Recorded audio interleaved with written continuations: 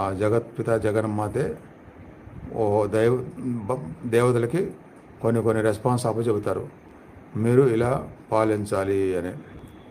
అంటే వినే వాళ్ళకి సైన్స్ కనపడిద్ది, ఇలా సాధన మళ్ళీ దీనికి సంబంధించిన లోతు పెరిగిన వాళ్ళకి ఆ సైన్స్లోనే మళ్ళీ శక్తి, మళ్ళీ భగవంతుడు కనపడతాడు. ఉదాహరణకి జగత్పిత విశ్వాన్ని పాలించడానికి వరుణదేవునికి సీజన్ బట్టి వర్షం ఇవ్వాలి ప్రపంచానికి, ఆ డ్యూటీ అప్పచెప్పాడు. అట్లా సూర్యుడి వెలుగు, చంద్రుడి వెలుగు ఎవరి వాళ్ళకి. అయినా సరే